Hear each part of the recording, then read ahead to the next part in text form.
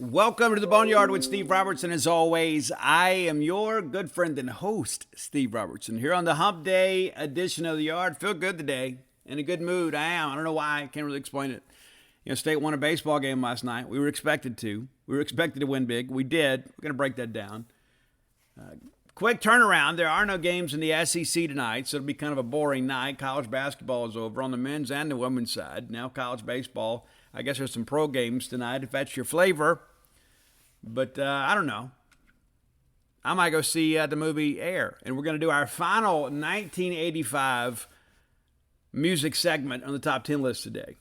We are. And it was fun to put together. It really was. Not really my cup of tea, but I did it. Because I know many of you enjoy country music. So 85 best songs in country music in 85. And that's back when it was still real country. Like you didn't have, like George Strait never wore bedazzled jeans. Right? You never heard the Statler brothers go, girl. You never heard that. You didn't have a funky bass line to Eddie Rabbit. You didn't do it. So we're going to go back. I know there are many of you that are from the 1900s. And so if country music is your thing, perhaps you'll enjoy today's list. We're going to do some classic country music today. And it took your good friend and host, I had to walk around a little bit to get my mind right before I did it. But that said, I know many of you enjoy country. We're going to kind of celebrate music. Wouldn't be right, though. We did rock, we did top 40, we did rap. And so, again, Roy and I are juiced about seeing the movie Air. And, again, probably go to the Late Show tonight, but go check it out. And then we'll have college baseball, so we'll preview the SEC weekend. Most of our series will get underway on Thursday. There is some weather concerns in Tuscaloosa. We're supposed to get some weather here in Starkville today, and it's supposed to rain like nonstop for like 3 days. So we'll see how things go. We really need to play this series. I think this is a series Mississippi State can win. But if we're going to make a move, we've got to make it now. State will play Alabama. It's 3-6 in the conference. And then next week, Ole Miss comes to town, and while we have dominated that series, let's be fair about it. Ole Miss playing better baseball than us right now, despite the fact they also have a 1-8 record. But it's tough to win on the road, especially at Duty Noble Field. And it's Super Bulldog weekend. We need you here. And you're going to go watch the spring game. You want to see the new Kevin Barbay offense, kind of know what to expect. But we need you at Duty Noble. We need a huge crowd at Duty Noble to help pull this team on to victory. And then the next weekend, we're going to be at Auburn. So they're also 3-6 in the league. Butch and those guys can pitch it. Hitting's a bit of an issue. We can make a bad offense good, though, if we go out there and walk the ballpark. So it's important for us to continue to kind of work and find some things. I asked Chris Amanis last night, what are your plans for Cade Smith this weekend? We'd like to see him go another inning. Maybe we get 3 out of him. And State needs some middle relievers. We absolutely do. And Cade looked great last weekend. And so getting him back could be an important piece. And you start thinking, hey, you find Colby Holcomb a spot as a middle reliever, and then maybe perhaps you move Nate back to the bullpen. Don't know. I kind of get the feeling after hearing Chris talk last night, Nate's going to stay as a starter. We got to piece it together. We got to get Casey to step up. I was disappointed with Casey over the weekend. He'd had back-to-back pretty good outings, and sometimes we just need him to get us 2, maybe 3 innings, and sometimes 3 is pushing it. But we're starting to define some roles here, and we've got to find a way to get things done. Alabama, not exactly a team that has lit the woods on fire offensively.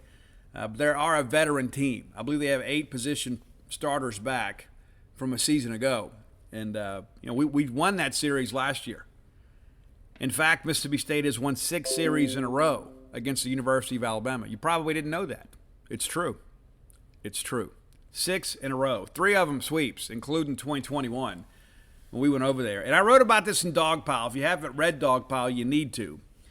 But that series kind of stuck out to me. There were a couple of things that I even asked Luke Hancock about some of it last night. There always seems to be something weird that happens.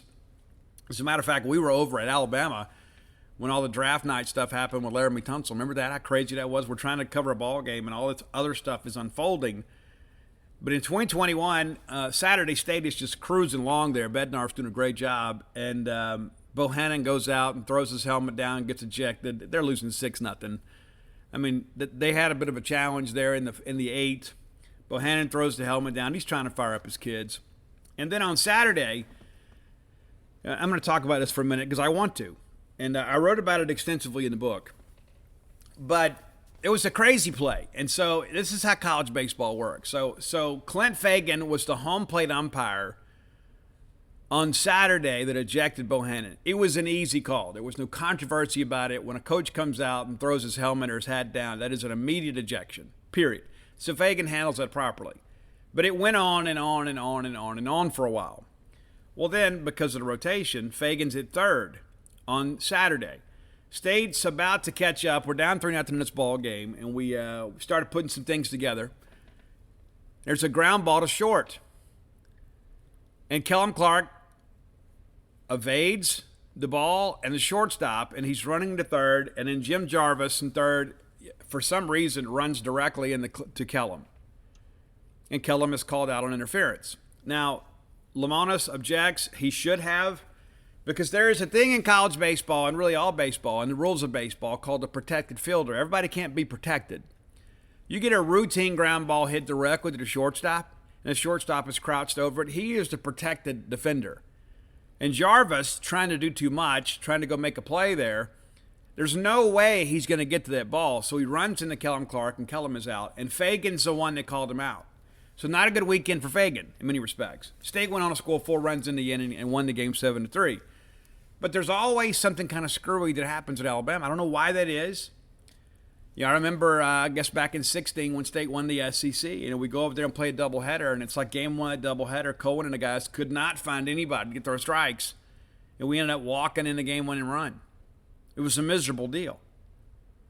Well, that might replicate, right? I mean, we have not been a team that's consistently throwing strikes this year. But nevertheless, looking forward to getting back over to Tuscaloosa. The hottest photographer in all of college baseball will be back with me this weekend. We'll go cover the weekend together. Matter of fact, I'm going to meet her in Tuscaloosa. And that's my wife I'm talking about. And so I'll have a good weekend. And then, of course, she'll be here for Super Bulldog weekend. And then I guess I'll be alone at Auburn, not sure yet. And then I'll be in Knoxville, with her. So we'll have some good art for you. Excited about that. Excited to be with you today. Again, I'm in a good mood today. I really am, even though I've got some honeydew stuff to do here this afternoon and evening before we go to the show. But nevertheless, got a good show for you today. Let's thank our good friends at Bulldog Burger Company, longtime sponsors of this show. And I'm getting messages almost weekly where somebody is in town and they go and enjoy Bulldog Burger Company and they meet my son, Ian. Sometimes he hosts, sometimes he works in the back, and loves the experience. Every day he gets home, I always, hey, have a good day. Well, it was busy today, but yeah, it was fun. Great place to work, great place to dine. Take a night out with friends and family. You'll be glad you did. Because Bulldog Burger Company's kind of got it all, right? I mean, it's one of those things, like there's a lot of places, well, I really like the appetizer here, or I like the entree here, or it's like, there's always something, right? There's just always something that you have to kind of deal with. And, it's just not the case. I mean, from start to finish, you're going to have a great experience at Bulldog Burger Company. 3 great locations to serve you: University Drive in Stark Vegas, Gloucester Street there in Tupelo, Lake Harbor Drive in the Ridge and Flowwood area. I want to remind you guys, too, April 7th, that's 2 days from today. Today is Wednesday. So if you're not going to Tuscaloosa, maybe you can go watch a ball game over in Tupelo. And here's the thing, too. April 7th, this Friday, Hannah and Carly are at Bulldog Burger Company in Tupelo. Cat Hat Vodka sponsoring the event.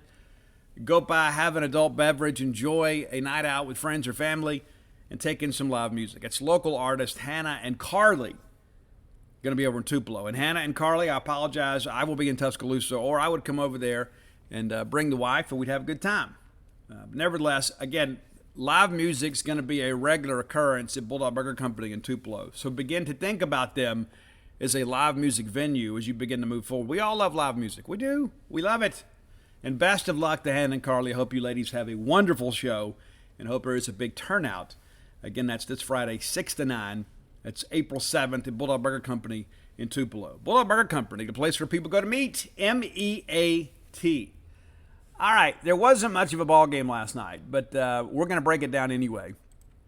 And another 10-run rule non-conference affair for State. It's interesting. You can always find something to talk positively about. If you look for it, and you can always find something negative. State. Here's the thing: State has 2 10-run rules in the last 3 ball games where State's won. And it's interesting, too, you look around the league this year, we wondered how the 10-run rule, mercy rule, would impact. And there's been a bunch of 10-run rules in the league this year.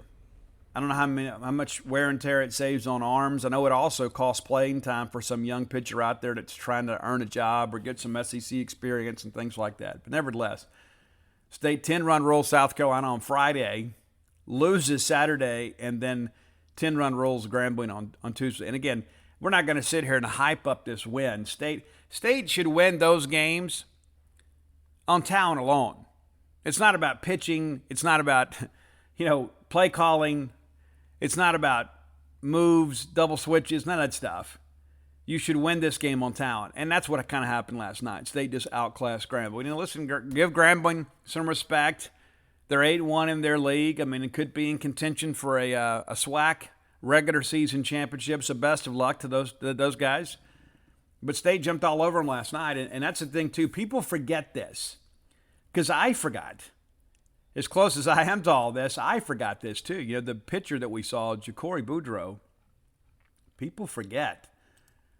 We were tied up in a ball game with them last year, and we absolutely could not stay back.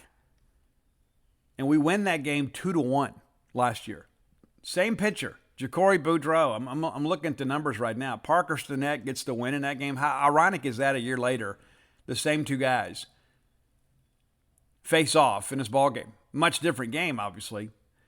But Ja'Cory Boudreaux, a senior left-hander, kind of a soft-tossing lefty that specializes in a breaking ball. He goes 6 innings last year. 5 hits and 2 runs, 5 Ks, 2 walks. And Jack Walker actually started that game. Parker Stinnett's the one that came in. But interesting. Yeah, interesting. So the guy kind of tied us up last year, gave us all sorts of trouble, and they bring in Malik Abdul, and he goes 2 perfect innings last year. 2. With 2 Ks. No hits, no walks, no runs, nothing. Faced 6 hitters. He faced a minimum. So we faced the same pitcher, and this time we were prepared. Coach Simona said in postgame that they kind of knew what was happening, so they spent the afternoon in the cage hitting those left-handed breaking balls off the pitching machine. A very dubious distinction befell Mississippi State last night. I don't know the numbers, and I don't have time or the effort to do the research, but I would be interested to know. Mississippi State has allowed a leadoff home run on the very first pitch of the game in 3 consecutive games. Has that ever happened? I don't know that it's ever happened at any level to anybody. It's just a weird thing. I joked with Luke Hancock last night. I said, I think maybe against Alabama Thursday, call one in the dirt. Or throw it back to the screen. We got to exercise that demon. So right away, Grambling jumps out to a 1-0 lead. Parker Stinnett's trying to gas a fastball by him. The kid sitting dead red, ribs up ball to right field and over the fence. It's 1-0. And then Parker comes right back. It's a K swinging of Burrell, a K of Hatton, and then there's a single through the left side for Buford, and then we pick him off. And so 2 hits in the inning, nobody left, but they do put a run on board. And again, you knew that 1 run wasn't going to hold up, but you start thinking the Boudreaux kid last year had everybody upset. Everybody. Give him some credit for his performance last year. Things are much different this year. Boudreaux, a guy this year, too, going into last night's games, had 18 walks and just 5 strikeouts. So throwing strikes has been an issue. And I think he maxed out maybe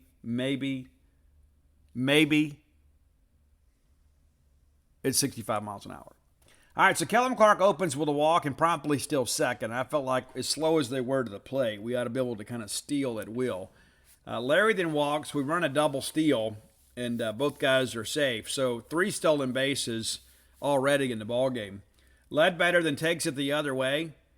2-run score. Now State's got a 2-1 lead. You're thinking, okay, we're good. Then Hunter Hines hits a bomb to right field. It's an impressive deal, too, because you got to generate the power, right? And Hunter's a big, strong guy, obviously. But when you got a guy, leaking that changeup, if you can call it a changeup, I joke with Mike Nemeth, we can't call it a fastball. We'll just call it a straight ball. But there's just not a lot of variety and speeds there. But there was a little bit of bend in it, and Hines catches one on an 0-1 count. His 12th home run of the year makes it 4-1. Dakota Jordan, just 1 hit on the night, but he had some loud outs. It's pretty clear he's still pretty locked in. He gets to a full count here and rips a ball to left field, just happened to rip it right at the guy.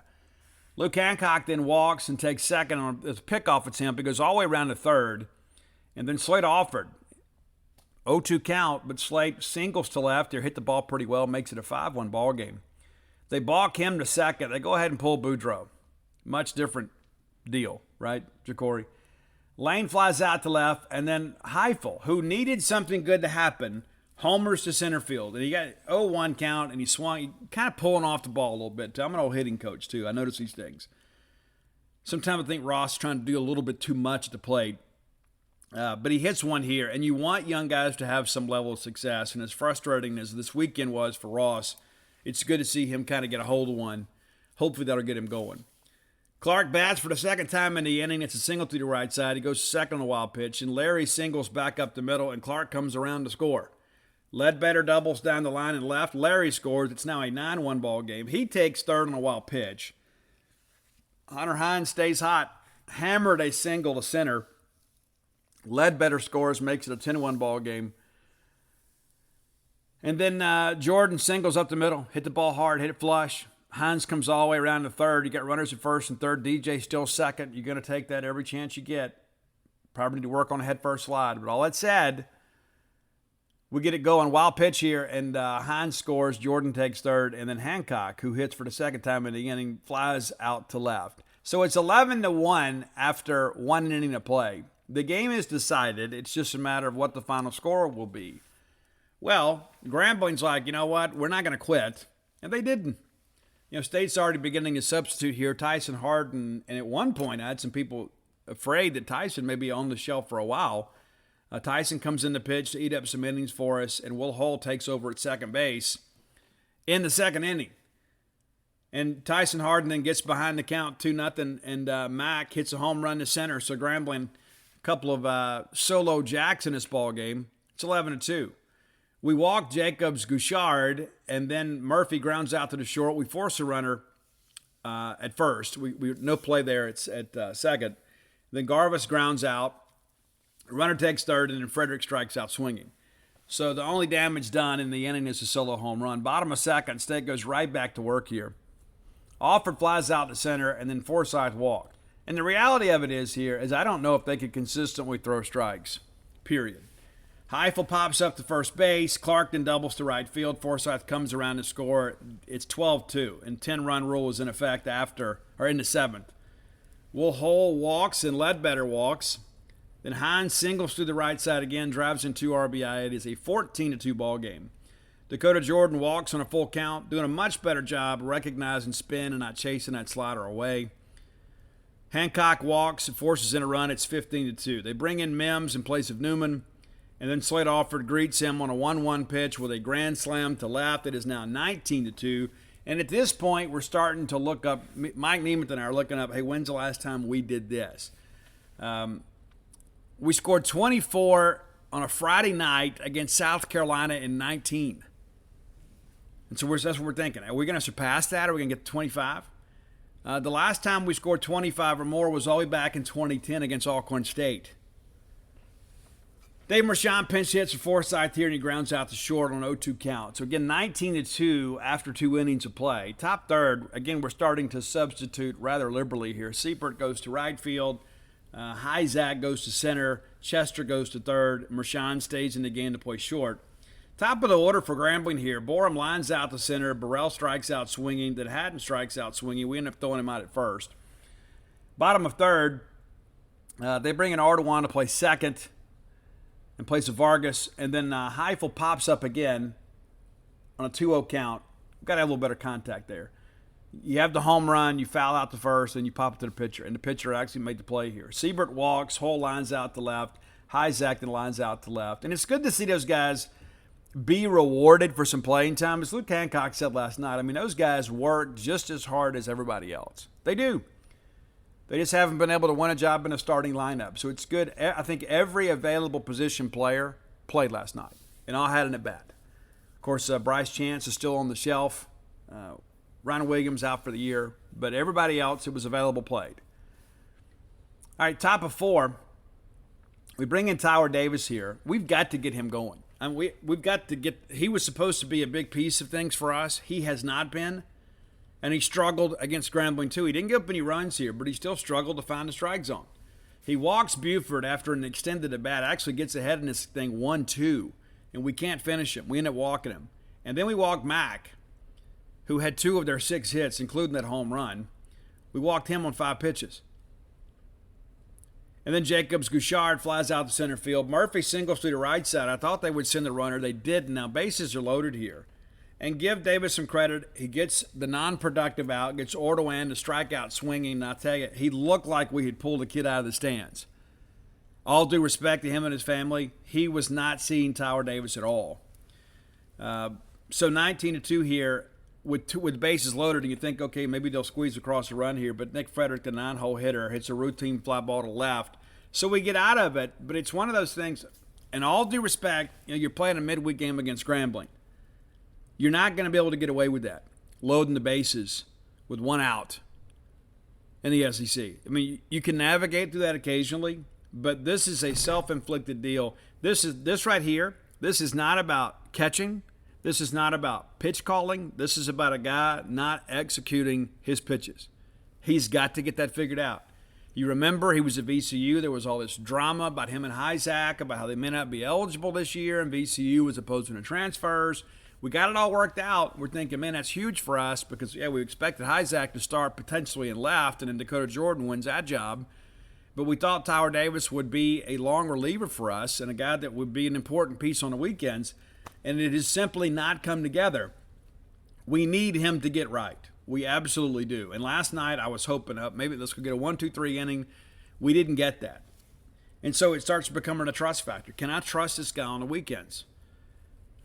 We got to get him going. We got to figure it out. He's been a part of 19 wins in 2 years at VCU. It's not like the kid doesn't have experience at this level. So whatever it is, whether it's mechanical or mental or whatever, we got to get him going. We have absolutely got to get Tyler Davis going. All right, bottom of 4, stayed back on the sticks here. Aaron Downs pinch hits for Hines, who had a good night. Downs singles to the shortstop. There was no play here. It's deep in the hole. In the 6 hole, they're not going to get him out. They might have been able to throw Hunter Hines out. They're not going to throw Aaron Downs out. And even with the fact that the throw was a little bit tardy, it was also offline. He gets a single there. Dakota Jordan then lines out in the center field, smacked the ball pretty well. Just not much to show for it. Hancock doubles to right center. Downs comes around to score. It's 20-2. Nate Chester flies out to left field. Just missed it there. Just got under it a little bit too. Hit it flush. Just got under it. It's a routine fly ball to left. Mershon gets on a throwing error. Third baseman here just kind of thought about it too long. Throws it in the dirt. Hancock comes around to third. And Bryce Hubbard gets in the ball game. And congratulations to Bryce Hubbard and his family. He had had 2 previous at-bats. This is his first collegiate hit. He pulls the ball to the right side.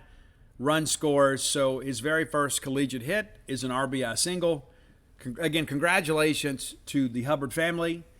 I know it's one of those things, as a parent of a former college baseball player, to see your son have a chance to get out there and play on the college level and have a chance to come through with a big hit. It's, I know it's a 21-2 ball game here, but that's a big moment that family will never forget.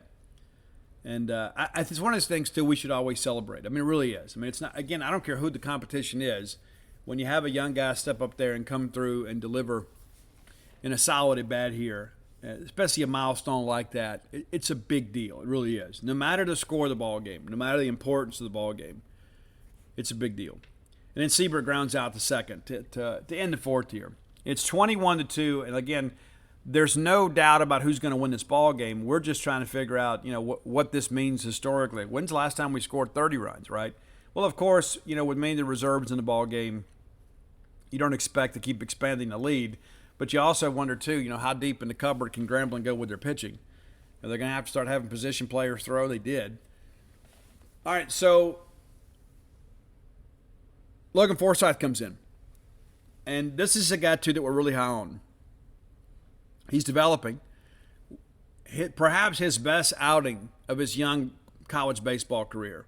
We need to get him going, too. And he's been up and down at times, but you expect that with freshmen. When you're depending on young guys, there's going to be some up and down with young players, regardless of sport. That's just how it works. But he comes in as a great job. It strikes out the side here. We get Borum, McKay looking. Burrell strikes out looking, and Haddon strikes out swinging. Maybe not the most efficient, but very effective. And you're going out there basically on a Johnny Holstaff day just trying to get you an inning. And so I think Forsythe, good job here with all this. All right, bottom of 5, they bring in Washington to pitch for Michael Mims III. And Will Hull comes through with a single to left center. And good for Will. Zach reaches on a fielder's choice. They force Hull at second. And then Aaron Downs, again, singles to the right side. Zach takes second. And then DJ flies out to left center. Again, hit the ball flush, just missed it a little bit. Hancock then walks to load the bases, and Chester grounds out to short. So at this point, we're starting to wonder if all of our research of high-scoring games is for naught because, State hadn't scored in a little bit. Top of 6, we bring in Cole Cheatham. Now, Cole's a guy, too. I like Cole Cheatham. When he is a guy that can land that breaking ball for a strike, he is very difficult. And to be a left-hander, right?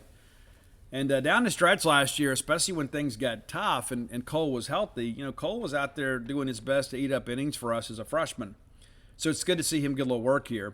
And kind of a tough luck inning for him, even though he didn't give up any runs. I don't know that the ball left the infield. And it didn't. He gets Buford to strike out swinging. Oh, it did once. We give up a single. Mack hammered the ball back up the middle. So, yeah, they did get that one out. Then there's a fielding error on the shortstop. We get a routine double play ball here. I don't know if we're thinking too much. Mershon just boots it. And we can't do anything.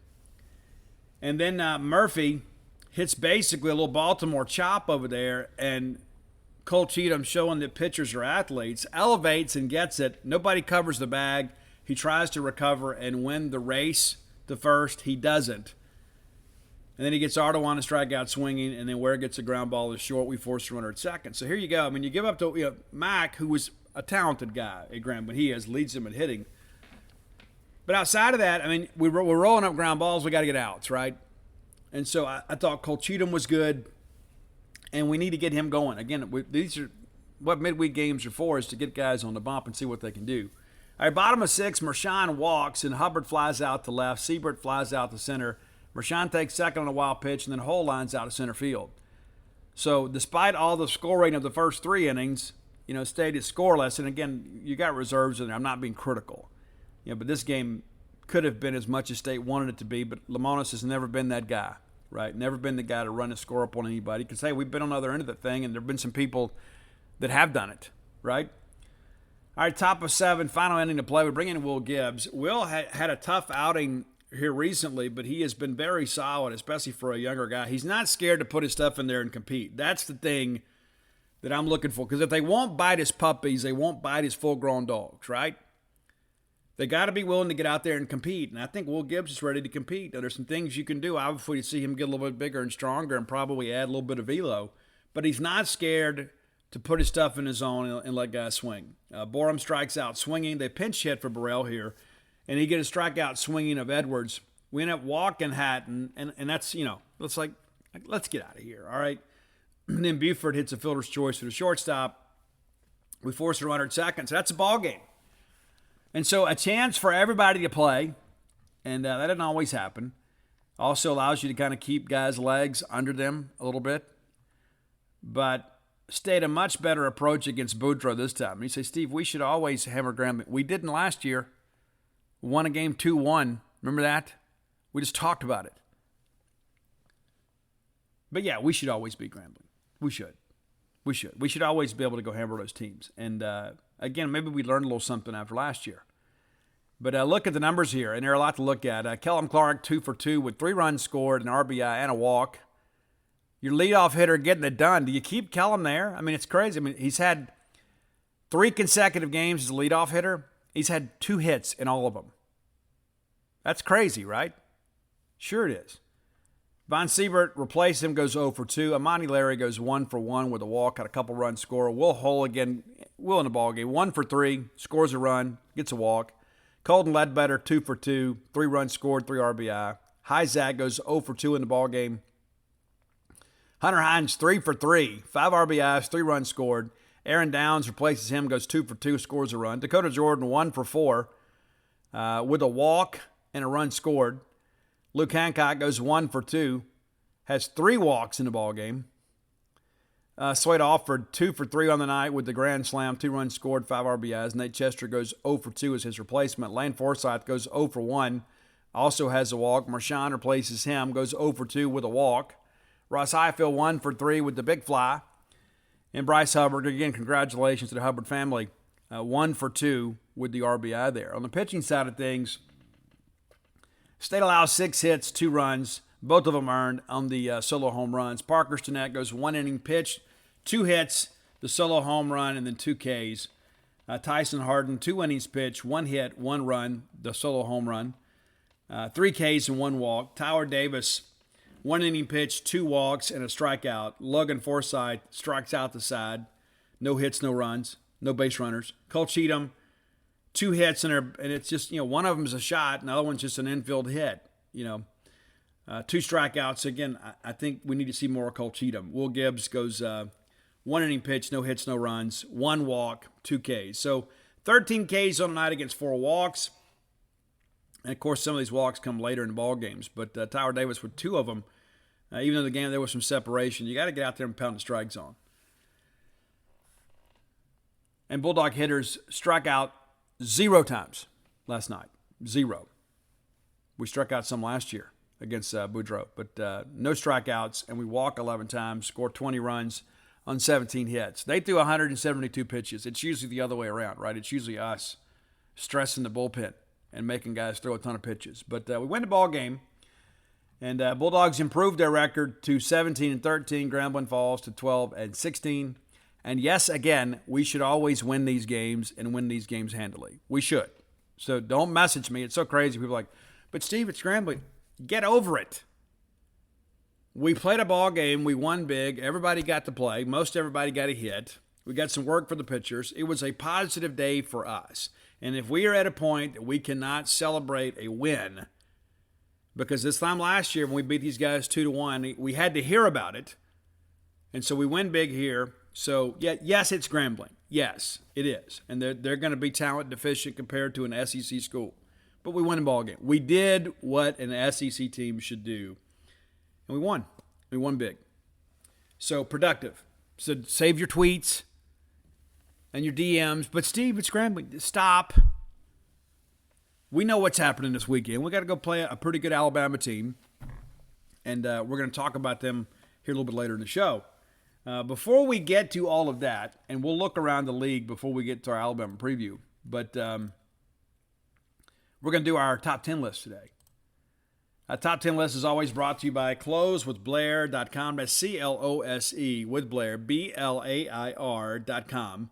Blair is my friend, and recently informed me that it is now 3 years running, top 1% close ratio in the country. Guys, maybe somebody has a big year every once in a while. You know what I'm saying? There are some fluky things that happen in business. But when somebody repeats that, and there's no sophomore slump, right? You get top 1% close ratio in the country. And you think, okay, well, next year, even if you're top 5, it's great. But no, Blair got it again. Top 1% close ratio in the country. And you think, okay, well, maybe there was some bleed over. Who knows? Maybe Blair's wife was making his favorite breakfast every day. Maybe the kids behaved for a while. But at some point, he's going to run out of juice. Nope. 3 years running now. And here's the deal. If you're going to entrust your mortgage, which is basically in many respects your life, right? You need to deal with a winner. You need to deal with somebody that can get your loan closed. If Blair can't get it closed, it can't be done. But he can also put you on a path to put yourself in a situation where perhaps you can capture the dream of home ownership. It is so difficult at times right now to get these things done. Working with underwriting sometimes can be a very difficult undertaking. You need a veteran. Blair's got 21 years of experience in the industry. Coming up on 22. I wouldn't lead you wrong. Wouldn't do it. Give Blair a text or call today at 601-500-2344. Again, that's 601-500-2344. And tell him you heard about him on the Boneyard. He's going to pay for your appraisal. It's about a $500 value. Be sure and check it out today. Closewithblair.com. All right, top 10. I told you guys, I'm not a big country guy. I'm not. And I used to despise country music. I mean, the sound of steel guitars back in the day, to me, was like, well, the reason they're playing this is because they can't play a real guitar. And a lot of that was out of ignorance. Youthful exuberance sometimes gives way to, the bias of ignorance. All of that said, I know many of you are country music fans, and this is classic country. And again, I think George Strait is one of the best balladeers of my lifetime. An incredible talent. And every time I drove to New Mexico, as soon as I would see the signs for Amarillo, sometimes I'd even put the song on. I'd sing along to Amarillo by Morning, up from San Antonio. Everything that I've got is what I've got on. But George Strait, an incredible songwriter. I know that he has a songwriting team, but back in the day, it was George writing and recording all of his own music. So here we go, top 10 country songs, in my opinion, from 1985. And I went back and listened to some of these too to make sure. There's some of these songs you didn't have to go back and listen to because they're still in your head, right? It was like, oh, I remember this. Number 10, and this is a shout out to my father-in-law, Jerry Hill. Jerry Hill, probably the biggest Statler Brothers fan that I know. And my wife, at times, when the topic of the Statler Brothers comes up, she immediately starts singing in her dad's voice, Counting Flowers on the Wall. But the Statler Brothers, a lot of their music was about breakup stuff and drinking and all that kind of stuff. And so they had a huge hit in 85 called It's Too Much on My Heart. And it's a song about, hey, she don't want me anymore. It's just too much to deal with, too much to live with. So Statler Brothers, shout out to them and to my pa-in-law, Jerry Hill. And I can tell you, the longer that I live, the more I go back and I think in hindsight. And I've seen some pictures recently. I put one of them on Facebook a while back. Your good friend and host, through much of his adult life, has had long hair. And I can only begin to imagine when Jerry Hill saw me for the first time. And that his beautiful middle daughter, who I submit to you is his favorite. I don't know that the sisters listens to the show, but she's the favorite. My wife used to go deer hunting and ride three-wheelers, and she spent a lot of time with her dad. She was daddy's girl. And so I knew she was daddy's girl when I went and met them. And I remember when her mom said, Steve, what are you majoring in? I said, in English. And immediately she stopped the meal, looked at Dana and said, I love this man.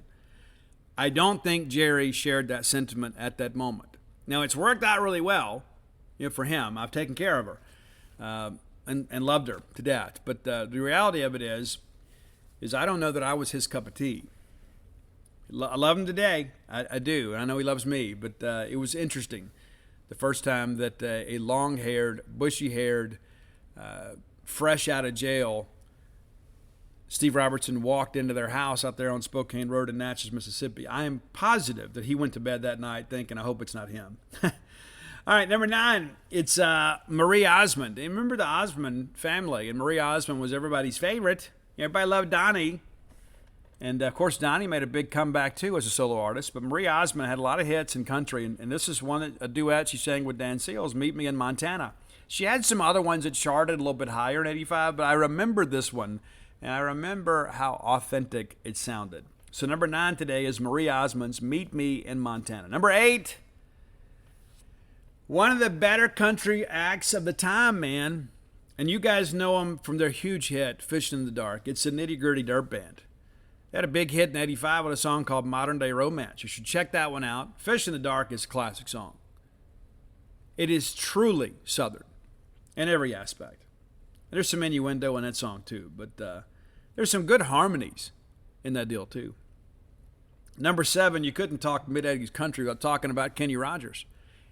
And I don't know if we've done a top 10 list of Kenny Rogers. Maybe we should. So Roy can do some research for us here. So I'm speaking to Roy. If we haven't done Kenny Rogers, we should. The guy had a ton of hits. There were some people in my parents' generation, some of the moms, thought Kenny Rogers was the sexiest guy around. I mean, with his feathered hair and his unbuttoned shirt and his vest and everything. But Kenny Rogers, very, very successful performer. Saw him perform at the Dixie National Rodeo. But we're going to go with what some people consider the number 1 country song of the year that year is Morning Desire from Kenny Rogers, number 7 on your list. I liked a lot of songs better than that one of the Kenny Rogers catalog and of the 85. Number 6, if I had to pick, quite honestly, probably the the male vocalist in country music at the time that I probably liked the most, it's got to be Eddie Rabbitt. Because I love a rainy night. It's such a beautiful sight, right? I'm not going to sing for you. But Eddie Rabbitt was legit. Nobody talks about Eddie Rabbitt anymore. But in the 80s, and Eddie Rabbitt wasn't even really, in many respects, like the country guy. Like he was just like, he played country music, but he didn't have like that big bucket hat and chaps and things like that. It was some people that went way too far with the cowboy thing. But Eddie was a guy that kind of had some crossover hits too. He had some top 40 stuff. I liked Eddie Rabbitt a lot. He had a big hit that year called Best Year of My Life. And that best year was the last year. It's a new relationship. It's like, hey, the last year I've been with you, it's an anniversary type song. It's been the best year of my life. And all the years to come are going to be great. We're going to be together. It's a very happy relationship song. But Eddie Rabbitt, we need to start a movement to bring more appreciation for Eddie Rabbitt. Number 5, it's Ronnie Milsap. This is another guy, too, that had a bunch of hits, man. You can't talk early to mid-'80s country without mentioning Ronnie Milsap, even though, again, he kind of sold out a little bit, did some top 40 stuff. But he had this song, too, and my family really liked the song. You know, I'm from the 1900s, and so this was a song called Lost in the 50s Tonight. And it's like a reunion type deal of an old lover and that kind of stuff. We're lost in the 50s tonight, in the still of the night. And so it was an interesting song, but it was a huge hit. It was everywhere on the radio. And Ronnie Milsap, of course, had a ton of hits. Number 4, and I can still see the satchel on the album cover for the very first album for this band. And we loved them. We still love them. They are a huge part of Southern popular culture even to this day. It is the band Alabama. And I think one of the reasons we liked them is they were kind of like the forerunners of outlaw country a little bit. Their hair was a little bit longer, and people didn't like that. Randy Owen out there with the feathered look, and it was on his shoulders, and people were like, wait a minute, is this Kiss or is this Alabama? So there was a lot of people that kind of resisted that, and that kind of drew me in. That first album, I think every song on that first album sounds like a single.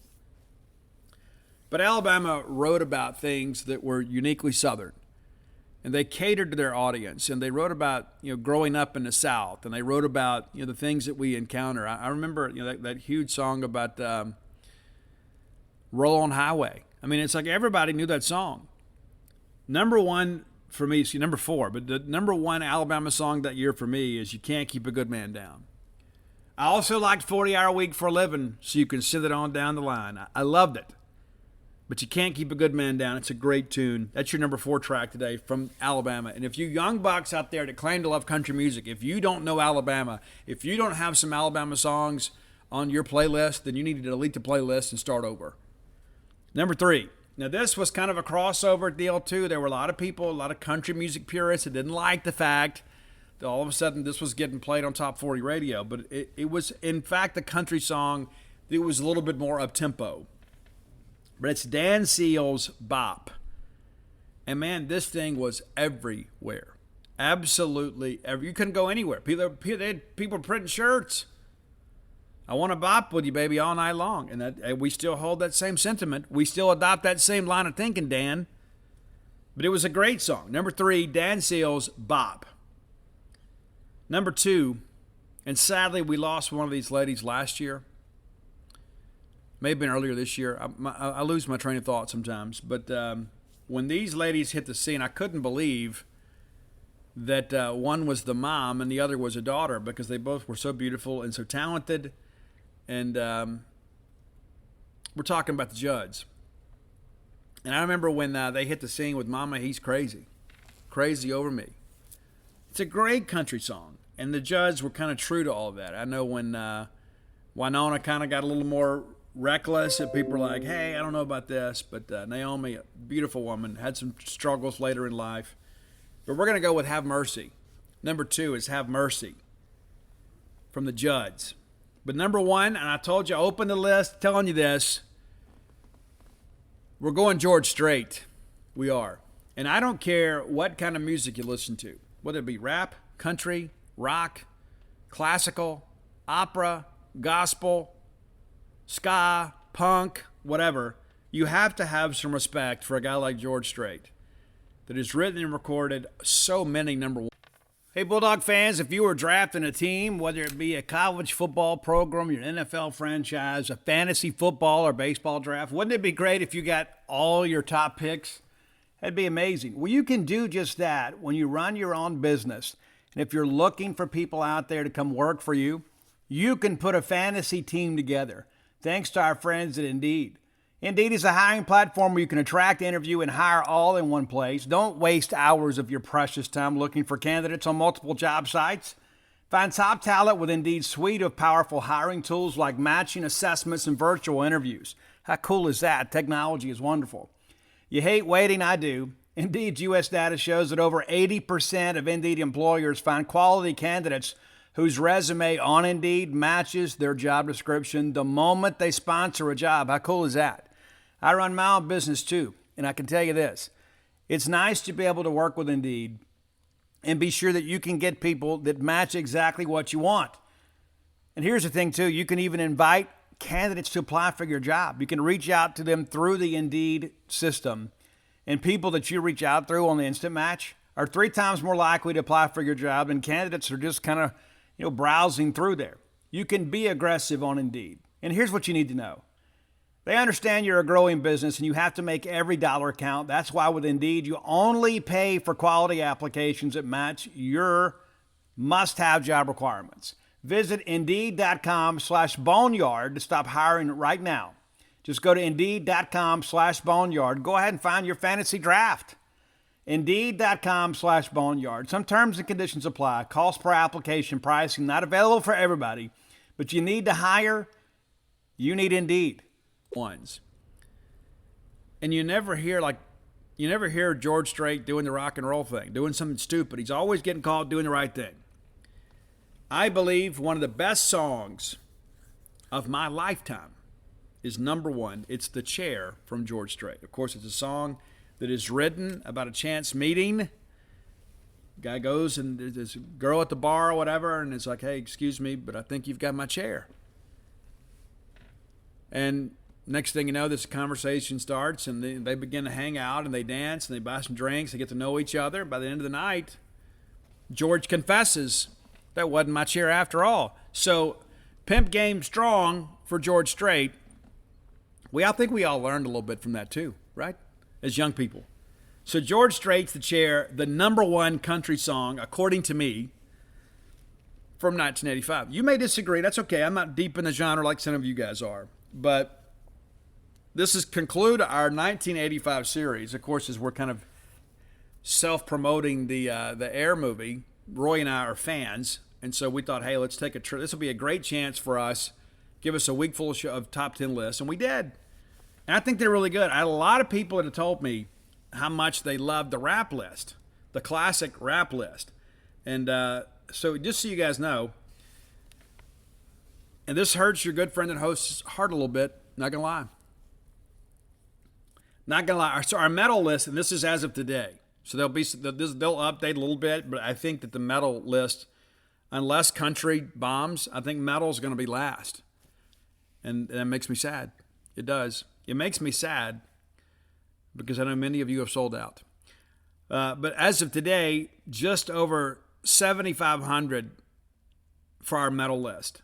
Our top 40 list, just over 8,700. And rap, and I know I'm gonna hear about it. I'm gonna hear about it. Over 10,000. Over 10,000 on the rap list. So hey, that's a good week for us, right? It's not as good as the new band list, but I know some of you young people need to do some research too.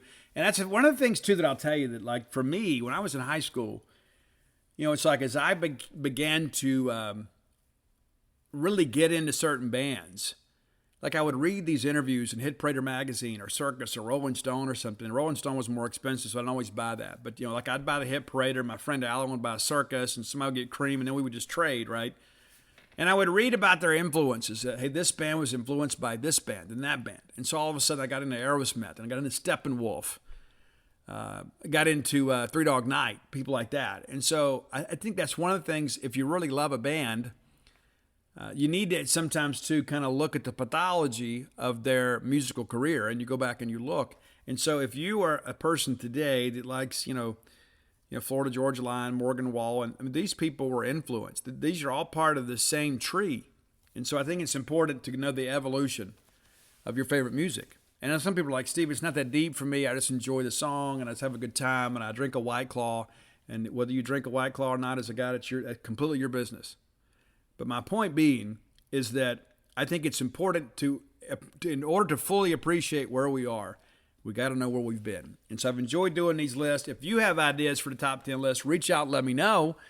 We're happy to do them. You can find me on all forms of social media at Scout Steve R. and Roy, the keeper of the list and the distributor of our wonderful Spotify list, at Dogmatic, that's DAWGMATIC 67, on Twitter and on Spotify. And be sure to hit us up. We appreciate the opportunity to talk some music with you guys too. I've had people in recent days who said, Steve, sometimes that's the best part of the show. I'm not sure how to take that, but I do appreciate your support of the top 10 list. It adds a little flavor, a little color. Sometimes you take a bit of a break. Okay, we're losing ball games, so that for a second I can listen to the show and then kind of ease up a little bit. So there you go. And again, thanks as always to our good friend Blair Chandler at closeatblair.com. All right, next segment of the show brought to you by Campus Bookmart. Campus Bookmart, a Starkvillian institution. If you're looking for Mississippi State merchandise, look no further than Campus Bookmart. Go by and see their smiling faces and their fine selection of Mississippi State merchandise. The Bully Shop has been completely renovated. Everything is upstairs now. Save you a few steps. You can get on the Stairmaster and make those up. If you can't make it to town, visit them on the World Wide Web, courtesy of Al Gore's Internet, at campusbookmart.net. And by being a loyal Boneyard listener, we'll give you a phrase that pays. That is BSR. You know what it stands for. Beautiful Steve Robertson. Makes it easy to remember. That gets you free shipping on all orders over $75. Any order less than $75, absolutely incomplete. I believe that we possess every jersey that they've sold the last couple of years. I believe. I shop there. It's not just a sponsor of the show. It is a part of my life. And when I need Mississippi State merchandise, the first place that I look is Campus Bookmart. All right, let's look around the league. It was a busy night in the SEC. Maybe some surprising results. A couple places, for sure. For sure. But I told you guys I thought the league would have a good night. We did. We should have. So let's take a quick look back. Maybe you haven't kept up. Georgia and Kennesaw State, a very, very competitive ball game there. Georgia wins it 6-4. Number 3, Florida, an 8-3 winner over Bethune-Cookman. Kentucky, number 10, Kentucky. I'm gonna keep beating the drum for the Wildcats, even though I know they will fade a bit. They are an NCAA tournament team. 13-6 winners over Dayton. You'd expect that. It was a game for a while, and then Kentucky breaks it open. Alabama, this week's opponent, they cruised to a 10-2 victory over Troy. Vanderbilt, 8-1 winners over Western Kentucky. Ole Miss, a win for them and a rivalry game for their opponents as they take down Memphis 7-2. And, of course, your Bulldogs, 21-2 winners over Grambling. UAB, we'll play them in a couple weeks, our midweek opponent. That game's going to be in Birmingham. We expect a huge contingent of Bulldog fans in the greater Birmingham area to turn out for this ball game. The Blazers win in the ninth. They walk off Auburn. UAB jumps on Auburn pitching early. They get up 4-0 in this ball game. And Auburn's challenge has been scoring all year long. Auburn gets 1 in the third, 3 in the fourth to pull the game even. You think, okay, they'll go ahead and cruise here. Well, they don't. The 5th and 6th are scoreless. Auburn scores in the 7th to take a 1-run lead. UAB answers in the bottom of 7. And then finally in the 9th, they walk it off. So big win for the Blazers there. Anytime that you can go beat an in-state school like that when you are not considered one of the major schools, pretty big deal there. And here's how it all happened. I mean, it's kind of manufactured a run here. You get a leadoff single. They sack bunt him to second, and then they come through with a single. Pushes him to third. Runners on the corners now with 1 out. They intentionally walk Brunswig to load the bases to set up a force at any base. and make a change here, bring in a different pitcher, and UAB pinch hits. And Hunter singles through the left side to drive it in. They walk it off. There is joy in Birmingham. Not so much at Auburn. Texas State gave Texas A&M all they wanted and then some in this ball game. I don't know if you kept up with this at all. If you're a fan of SEC baseball, maybe you kind of kept an eye on Twitter here. Guys, there are 10 runs scored in the first inning. Both teams put up a 5 spot in the first inning. And then in the middle innings, A&M begins to kind of pull away there. It is now a 9-5 ball game. And then Texas State, with 3 in the 6th, makes it a game. They tie it in the 7th. It is a 9-9 ball game in the 7th at College Station. Bottom half of the inning, A&M scores. The bullpen makes it hold up. 10-9 winners are the Aggies. I'm not one of these people that believes non-conference midweek games don't matter. If you don't believe me, just talk to the NCAA Tournament Selection Committee. South Carolina, last week's opponent, now ranked 6th in the country. They beat number 13 North Carolina 5-0 last night. So good effort from the Gamecock pitching staff. And again, the philosophy there is to simply pound the zone and let the defense play behind you, and that's been successful for them all year. Of course, offensively, they've been outstanding. Hitting a ton of home runs. And we did a pretty decent job keeping them in the ballpark. They did hit the 3 solo shots against Nate. But by and large, that's the balance of their offense. They did not hit a home run last night and still were able to win that ball game. So at some point, you got to be willing and eager to play baseball, and the Carolina Gamecocks did last night. LSU, 12-2 winners over Nicholls State. So that's the weekend. Again, there are no games scheduled for tonight, and that's what you'd expect, obviously, with in Arkansas State got canceled. With most of the series beginning on Thursday. Now, Vanderbilt goes to Missouri here. Now, I will admit to you, I have probably undervalued Vanderbilt. After watching them play in person and seeing how athletic they are and how great they are defensively, and you know what they're going to have on the mound, this is a team that is certainly capable of winning the top 8 national seed. That's not a hot take. I mean, I think we all feel the same way. But I picked Vanderbilt to be 3rd in the East. That may still work out because I think Tennessee will get it together eventually. But Vanderbilt still got to play Kentucky, Tennessee, and Florida. Will they be able to navigate through that and remain unblemished in the SEC? We're going to say no. Right? But they're undefeated right now. They will, again, go on the road to play Missouri, which is a difficult place to play. A lot of it's because of the wind. The field's up there on the hill. There will be some home runs hitting this, but we do like Vanderbilt to take the series. LSU will make the trip to South Carolina. Now, this has turned into a very sexy series because of what South Carolina has done. Now, what's interesting, too, if you're LSU, and I tell you, I worry a little bit about them in a super regional. And there's news out of Baton Rouge they may have another Tommy John. And you hate that for any young person. And I understand it's one of their younger guys that may have gotten injured over the weekend. Nothing, no names released right now, but it doesn't just happen to us. But South Carolina in their own ballpark at Founders Park, they get LSU. You like Paul Skeens to win the first game. And LSU, of course, is expected to drop a game. They have lost at least one game in every series this year. They're not quite as dominant, I think, as many people expected to be offensively. So I like Carolina to get a split here. I don't know if they can pull it off, but I'll tell you, that Game 3 could be a wild one because LSU Sunday pitching, which will be Saturday pitching this week, has been a bit of an adventure. State is at Alabama. We're going to preview that in the next segment of the show. Arkansas is at Ole Miss.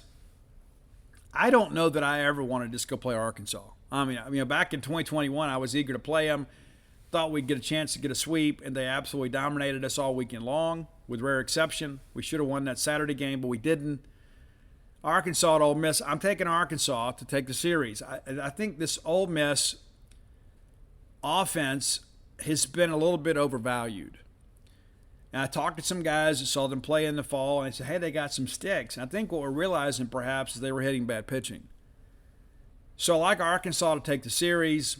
And you kind of wonder, you kind of wonder if Ole Miss is not experiencing some of the same things we did last year. I mean, you spend the entire offseason, everybody telling you thank you and how great you are and how historic it was, and it was.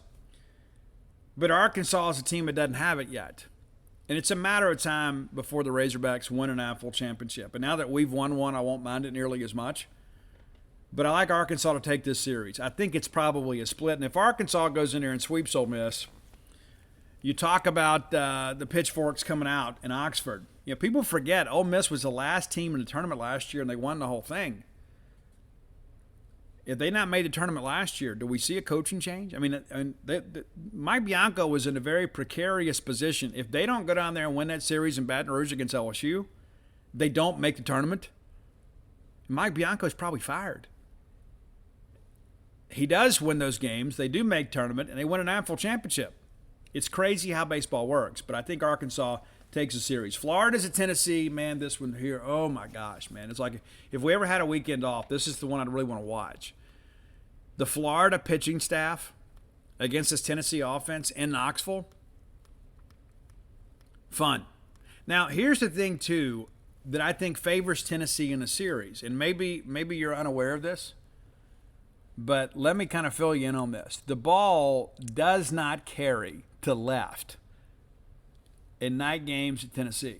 It just doesn't do it. It just doesn't do it. That cold mountain air, it kind of comes down into the valley there, and the ball just simply doesn't travel there. And so it's like no man's land out there. It's like you're hitting into a vortex, and just nothing happens. And two of these games will be night games, Thursday night and Friday night, and then all of a sudden Saturday it's an afternoon game. Things are warmer. The ball carries a little bit better out there. So these are going to be late games in the Eastern time zone. And so what does this do to the Florida offense? Now, you got a couple of guys out there that can swing it no matter the circumstances. But this will sound a little bit maybe off kilter here, but I'm going to pick Tennessee. You said, well, Steve, you're picking Tennessee to win at home. I think a lot of people are kind of non-believers in Tennessee. They're 4-5 in the league right now. I think it's a split, but I think Tennessee gets it 2-1. A&M is at Auburn, and this is interesting for us. We actually probably need A&M to win this series. We need some teams to kind of stay within striking distance of ourselves. I guess at the end of the day, we just need a split. We don't need a sweep of anybody. We need both of these teams to split. I guess if they could both, lose a game and then rain out, that'd be okay too. But Auburn hosts them, and A&M is a team that's just so incredibly difficult to figure out. Some people had them as a dark horse. Some people even picked them to win the West this year. I didn't see that at all. I don't know how in the world you're going to pick against LSU, but they did. But you look at these numbers here. Offensively, they have torn up some non-conference pitching in the midweek, but a very, very, very pedestrian non-conference schedule. And so you look at it and say, okay, well, what's great here? At SEC play, they get beat 9-0, 12-7 from LSU. They rally back to win on Sunday, 8-6. And then the games against Tennessee, they get shelled 10-4, and they lose 8-7, 9-6. So the games were competitive, but you're not putting up big runs. And then Ole Miss, obviously, a little bit challenged pitching-wise right now. 8-6, you lose 14-7, and then you win 5-4. You walk it off there in the ninth. Butch Thompson will have a good game plan, and it's tough to win on the road. I'm going to take Auburn in this series. I'm going to take Auburn 2-1 in the series. So, again, your winners on the weekend, Vanderbilt, and I wouldn't rule out a sweep, even though Missouri is very difficult in their ballpark. I've got LSU, even though I think that South Carolina-LSU series could go either way. I just think LSU top to bottom is a better team. And after watching South Carolina in person last week, we should have won the series. I think we would all agree it was all within our reach. And the fact that South Carolina struggled so much with us, a team that is really struggling to find it on the mound, I think says a lot. I'd like LSU to take it. And then Arkansas at Oxford, and then Tennessee at home against Florida, and then Auburn at home against Texas A&M. That's how I see the weekend. And we'll spend some time now getting ready to talk about Mississippi State series with the University of Alabama. But before we do, let's take a quick look kind of at the standings here. We brushed up on this on Monday, but we start looking at, if the series go the way we expect. And again, Missouri 3-6 against a Vanderbilt team that's 9-0 and playing with a ton of confidence. So even if Vanderbilt drops a game, barring South Carolina sweeping LSU, Vanderbilt will remain atop the East. Kentucky, that series actually begins on Friday. And let me look at that real quick here, just to offer the prediction here. Kentucky's at Georgia. And Georgia, a team that at one time was hitting a ton of home runs, but of course the quality of competition wasn't great. But I like this Kentucky team. I think Scott Strickland's pitching staff do a good job here and win a game. But I like Kentucky to take the series, which would give them 10 wins in the SEC. 4 weekends in, they have 10 wins. And 14 and 16 generally gets you in. So if you're Nick and you know that you've got Vanderbilt, South Carolina, Florida, and Tennessee lurking on a schedule, you got to go make hay while the sun is shining, and that's got to happen this weekend. You got to go take care of this 1-8 Georgia team. All right, so Florida 7-2, again, big series with Tennessee, and they've already got 7 wins. So barring a sweep, they'll stay ahead of Tennessee. But I like Tennessee to take it, but that would also give Florida 8 wins, and then I think Missouri, may win a game, but could be swept. And then, of course, the only way Georgia can climb out of the cellar here is to win the series and then hope some things happen to Missouri. But, Georgia really facing some tough times right now, much like us in many respects. LSU 6-3, and it's amazing that 6-3 would be third in the East. The East is just simply better right now. And, of course, we've been beating each other up. But 6-3, Arkansas and LSU both 6-3. LSU wins a tiebreak because they win that series against Arkansas. And then Alabama, Auburn, A&M all right there at 3-6, and then State and Ole Miss at 1-8. So we've been beating each other up, and we're going to continue to do that for the next few weeks. But it's going to be interesting to see when we get the top teams in the East playing the top teams in the West, how that's going to shake out. You saw it last weekend with LSU taking 2 out of 3 from Tennessee. But interesting times. And again, State, if you're going to make a move, it's got to be within the next 3 weeks. It has to be within the next 3 weeks, because you got 3 teams ahead of you, the 2 games ahead of you in the standings, and Ole Miss is tied right there with you. So you're going to play really the bottom half of the West, and we're a part of that. But in order to kind of establish ourselves in the pecking order and perhaps get to Hoover, we've got to make a move here in these next 9 SEC games, because things just, you still got Arkansas to play, you still got LSU to play, you got Tennessee to play. A very unforgiving schedule for your Bulldogs. So if we're going to make some noise, it's got to come here in the next 3 weeks. All right, let's thank our friends at Portico. I talked to Brooks Bryan yesterday for probably, 45 minutes to an hour. Spent some time talking to him and talking baseball. And Brooks, of course, part of that 98 team that was honored this past weekend, 25-year reunion of the 98 team. Had some guys back on campus for the first time in a long time, and it's always great to get our Diamond Dog greats back on campus and to see them plug in. They had the autograph session out there. A lot of fans were able to go get and reconnect with those players. It's always a wonderful thing. And Brooks, of course, part of this great group of developers that are bringing this wonderful residential complex, Portico, to Starkville. Phase 1's completely sold out. Phase 2 under development now. There are still some homes available for purchase. And if you're looking to build, maybe you need a custom build that can accommodate you. You can pick out your lot and your house plan. Carrie and those guys can get to work on that and make it exactly the way you want it. Give Brooks a call or text today at 601-416-8075. Again, that's 601-416-8075. And learn more information about this. You can start with a 2-bedroom, 2-bath home, go all the way up to a 4-bedroom, 4-bath home, and really anything in between. Very easy to get to. Turn off 82 on a 12. The very first right is Pat Station Road. You go to the 4-way stop. There's Portico on the right. 1.1 miles away from all things Bulldog. How great could that be to be in Starkville and be that close to campus? Makes it a lot easier. You can go to all the ball games. Get your place up here, whether it be your second home, a future retirement home, or your primary residence. Portico has a plan for you. Make it your next move. All right, let's take a look at Alabama now. I said at the beginning of the year that they shouldn't be ranked in the top 25.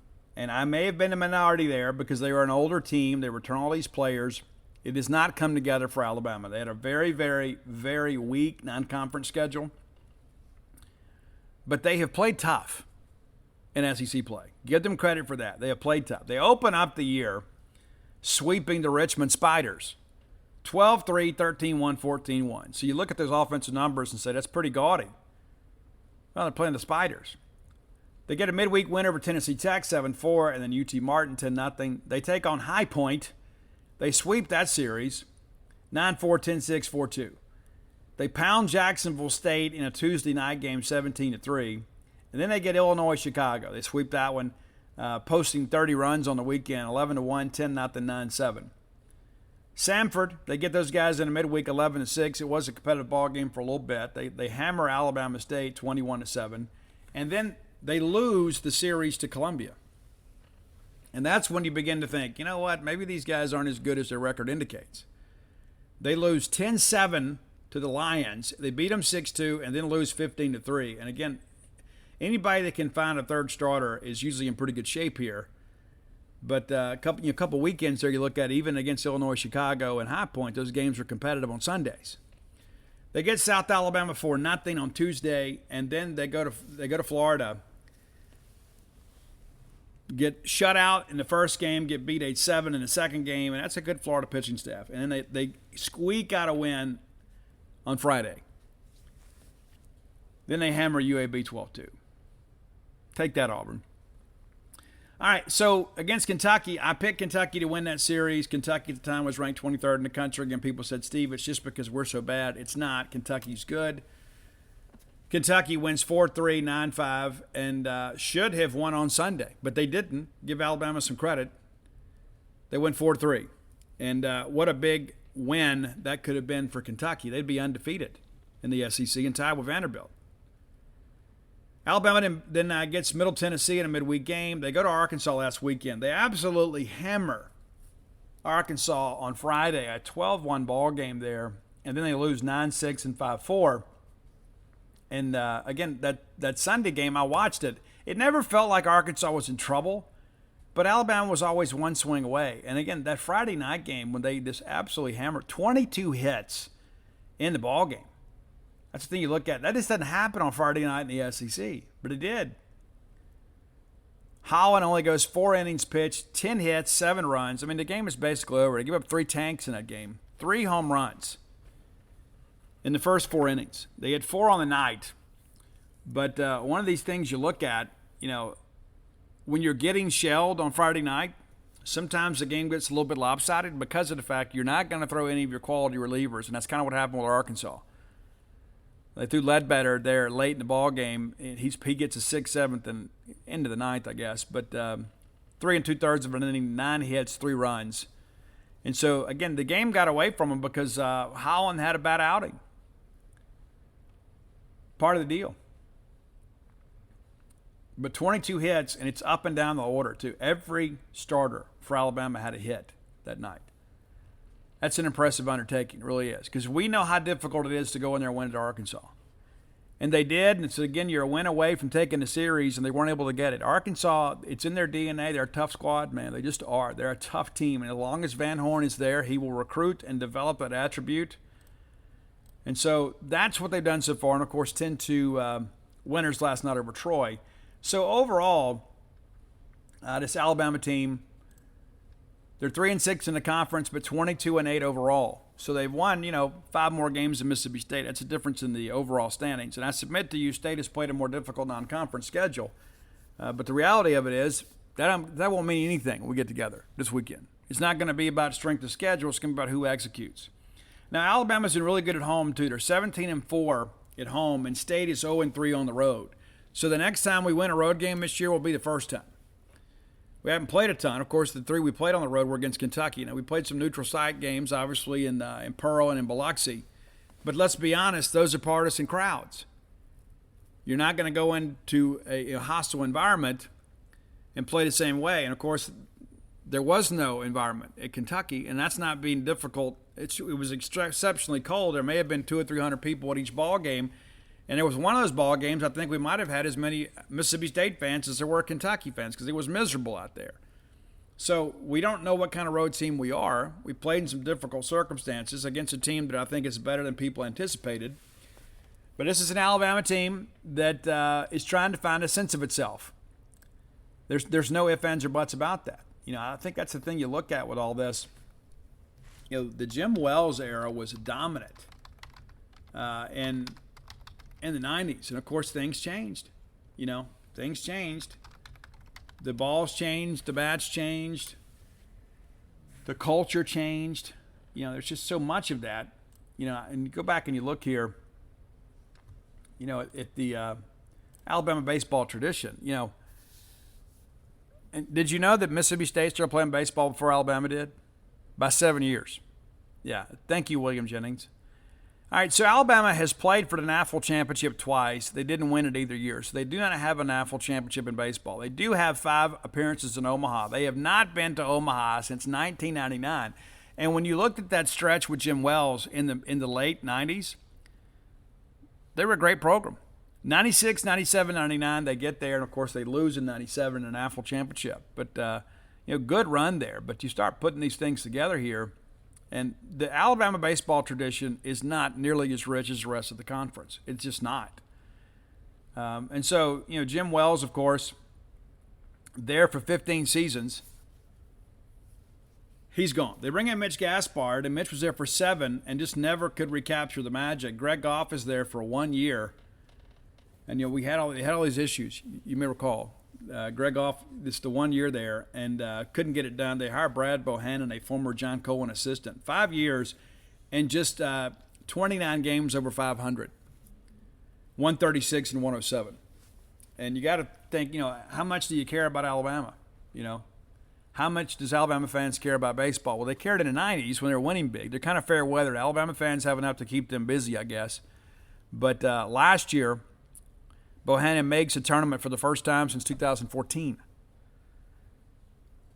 Will they make it this year? It remains to be seen. And this weekend, I think, is a big part of that.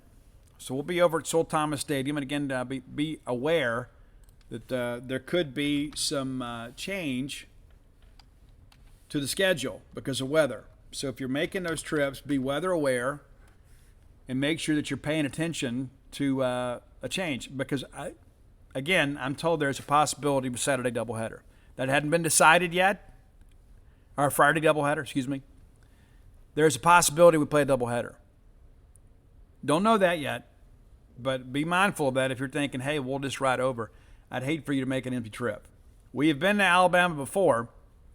I remember when Lane Burroughs and John Cohen and those guys were there. We went over there and had it with Connor Powers and those guys. Went over there and just had an absolutely late night in Tuscaloosa, Alabama, due to weather. And I remember Lane Burroughs being out there, and Alabama was trying to get the game suspended, and Lane's like, we're playing this ball game. We are playing this ball game. All right, so Tommy Seidel leads Alabama with a 4.13 average. Got 3 bombs, 17 ribbies. A guy that doesn't have a ton of extra base hits, but enough to keep you honest. 4 doubles and, of course, the 3 bombs, and 31 hits on the year, primarily singles. Drew Williamson, and it feels like Drew's been there forever. He's hitting 375. He has 9 tanks on the year. 9. Andrew Pinckney, it's a very athletic guy there. He struggles a little bit at strikeouts at times. Looking at his strikeout numbers this year, they're not much better. He is last on the team, tied for last on the team in strikeouts. There's a lot of swing and miss in his game, and I know Mike Nemeth and I talked about him last year. He was a guy, too, that kind of surprised you at times. I think at times he was surprised that the ball met the bat. But he is a guy that struggles to pick up spin. That said, 346, he's clearly a guy that's doing a better job, even though the strikeout numbers are a little bit high. Ed Johnson hitting 344. And that's the thing, you look at this Alabama order, they're putting the ball in play. Ed Johnson, 344 with 3 tanks, 23 ribbies. The big slugger is Colby Shelton. 12 dingers on the year, 25 RBI, wears number 16, and is a freshman from Lithia, Florida. Did you expect that? You're thinking, he's probably a transfer. No, it's a freshman. He's kind of like their version of Hunter Hines. He's getting it done. Got to make sure you pay attention to this guy. Colby Shelton has started sort of 28 games. He had a couple games off. They've played 30, but he's missed a couple, but this is a guy that's getting it done, for sure. 15 walks on the year, too. And he is the guy that's tied with Pinckney for strikeouts. So some swing and miss, but he's a guy, too. You groove a fastball to him, he's going to put you on SportsCenter. Will Hodo's another guy that's been around for a while. hitting .313, 4 bombs, 18 ribbies. Caden Rose, very, very athletic guy. I assume he's still out there playing second base. I'm pretty confident of that. I watched him last week. I think that's what I remember. Maybe I'm wrong. But Caden Rose, again, been there a little while too. 3 tanks for him, 16 bombs. Jim Jarvis, he of the phantom interference call 2 years ago, is hitting .302. He's a guy that plays around a little bit too. He's a guy that can move around the defense. So he's a bit of a utility guy. He's a veteran guy. He's a hitter. He's a guy that, you look at the numbers here. I mean, 19 walks and 13 strikeouts. I mean, this is a guy that he's not going to give you a whole lot. They do run the bases a little bit. They're kind of timely with what they do, but they're not great at it. 24 stolen bases in 35 attempts. And it's kind of up and down the order. Tommy Seidel, 5 of 6, is a bit of a threat. And Caden Rose, 7 of 8 on the year. Andrew Pickney, 4 for 4. But, again, they're kind of timely in what they do. They're just not great at it. Opponents have stolen 33 of 39, though. That's an interesting statistic there, especially the way that State runs the bases. And I think every game's going to matter. And what's incredible to when you look at here, and again, you look at non-conference play and you think, okay, the numbers kind of skew in that direction. Teams are hitting just .231 against Alabama. Alabama's hitting .323. So they're a team that's going to put the ball in play. We're going to have to make defensive plays behind the pitchers. And if you give them extra outs, you make errors, and you walk guys, they're going to put you in trouble because they got guys that can swing it. And that's not exactly a very unique ballpark, the way the ball flies out there. So we may hit some too. But, we played there a couple years ago, and there were a couple win-aided home runs for both teams. But Ben Hess, 7 starts on the year for him, 3.22 ERA. He's got 36 in the third innings pitched, 49 Ks to 8 walks. What that tells me is he'll be around the zone, but he's also a guy that's susceptible to the home run ball. He's allowed 7 home runs on the year. He's hit 3 hitters. He's got 3 wild pitches. So control, not necessarily something that you're concerned about with him, but he is a guy at times that is prepared to challenge hitters, and if you hit it out of the ballpark, you hit it out of the ballpark. But 7 tanks, that's a lot at this point in the season. Grayson Hitt is a guy, they tell me, that has a 5-pitch mix, and what that tells me is he doesn't have command of a 3-pitch mix, so he tries to add some auxiliary pitches to it. Opponents are hitting just .208 against him. 4.13 ERA. He is 3-1 on the season in 7 starts, 32 and 2/3 of an innings pitched. Less than a hit per inning. 17 runs on the year, 15 of them earned. But he is a guy that will walk you. 40 Ks against 21 walks. So it's a 2-for-1 ratio with him. He has given up a handful of extra base hits, but not anything that's especially concerning here. Luke Holman, 6 starts for him on the year with a 4-1 record, 3.07 ERA, giving up 4 tanks. He's another guy too. 4-1 strikeout to walk ratio for him, 40 Ks against just 10 walks. But opponents hitting just $165 against him. This is a guy too, gets good sync on his pitches, forces you to beat the ball on the ground.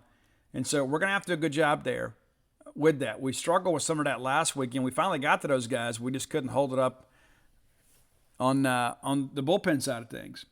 All right, looking at conference play here, I think it's important to look at too. I think everybody should look at this these days. In conference, Grayson Hitt a 3.45 ERA, just has the 1 win, but strikeout numbers are pretty consistent with what you've had.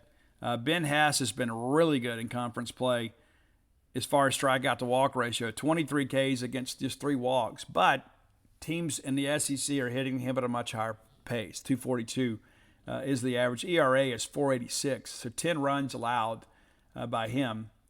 And Hunter Furtada, I'm sure we'll probably see him at some point.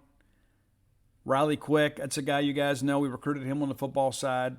Not done a whole lot there. 3 1/3 innings pitched, an ERA of over 10.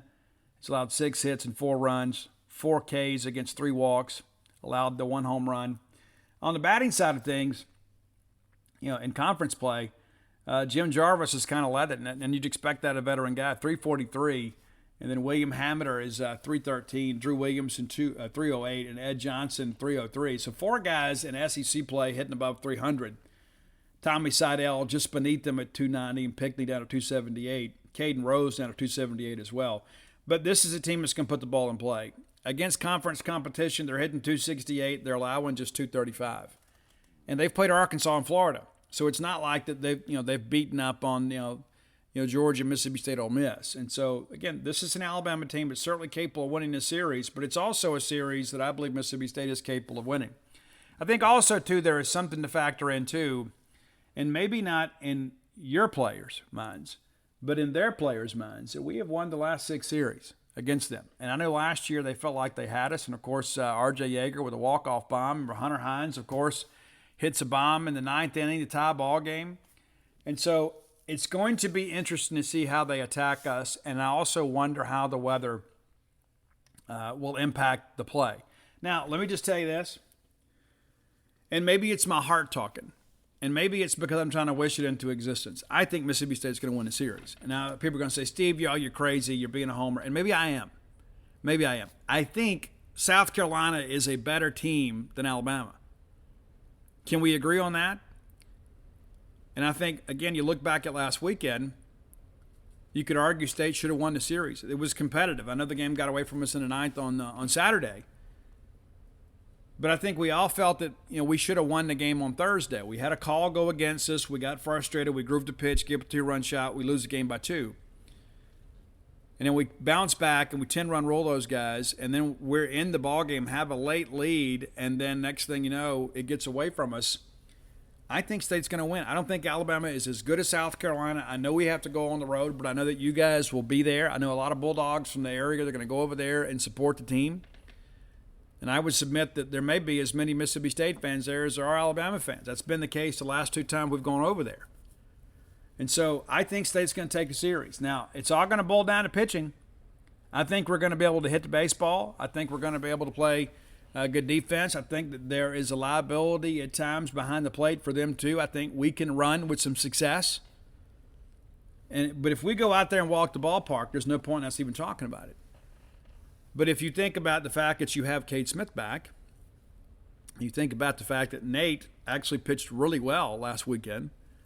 Gart pitched really good, right? Durangelo was a little bit up and down.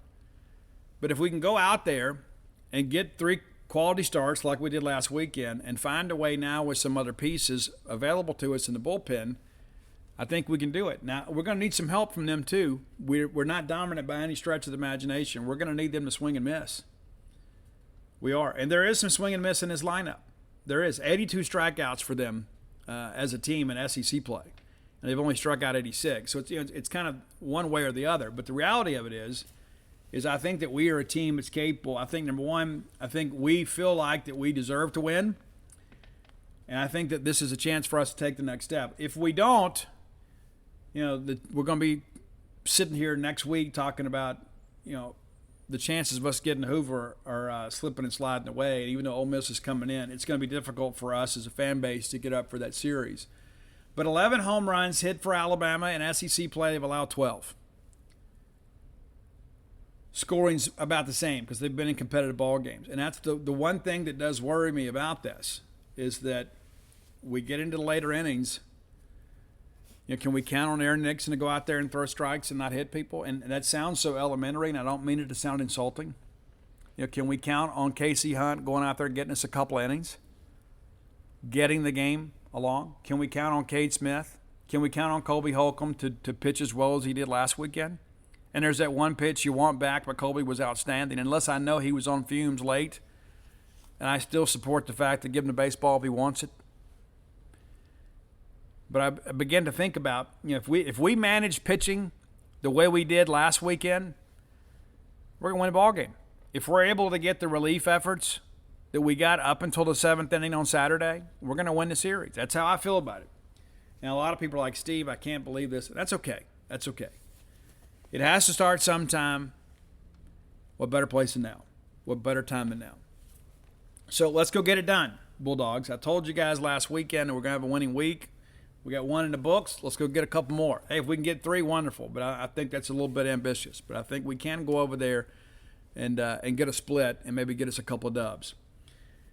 All right, if you hadn't done so, go to dogpilebook.com. I implore you to do that. If you hadn't done that, everybody needs it. I know some people are down on baseball right now, but go back and reminisce about the time when Mississippi State won an national championship. I chronicled the entire event. I was along for the ride. So some behind-the-scenes stuff there perhaps you've never known about your Bulldogs. Go to dogpilebook.com. I know that Father's Day is coming up. Easter's coming up. What greater gift than the gift of literature?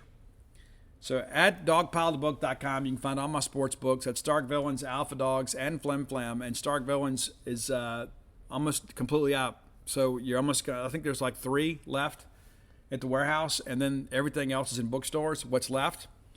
Alpha Dogs not far behind, and then we have probably a few hundred copies of Flim Flam. We have several dog piles. So you need to get on the sticks there and get some dog pile in your life. Even if you're not a big reader, you need to have this as, a piece of your memorabilia, your baseball cave. You need that dog pile book.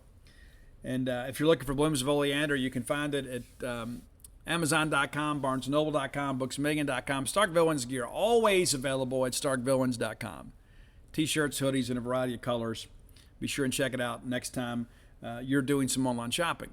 And if you're not a member of GenesPage.com, what are you doing with your life? The best place to get Mississippi State coverage. Nobody covers the Bulldogs like we do in the history of this university. Nobody has provided more in-depth coverage of Mississippi State athletics than we do over at GenesPage.com. Happy to report a record March for us. We had a record November, a record December, a record January, February, and March.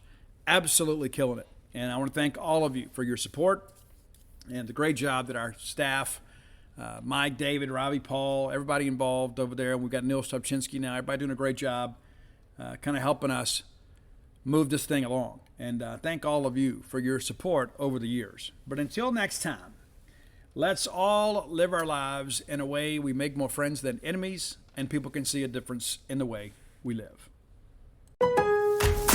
Save big on select major appliances right now at Lowe's. Plus, get free delivery when you spend $396 or more. Looking for a new refrigerator? Check out our exclusive Hisense fridge. With 2 crisper drawers, an internal water dispenser, and a fingerprint-resistant finish. It has the features you need and the style you want. Find Hisense appliances and more for less right now at Lowe's. Exclusions apply. See Lowe's.com for details. Offer ends 4/12.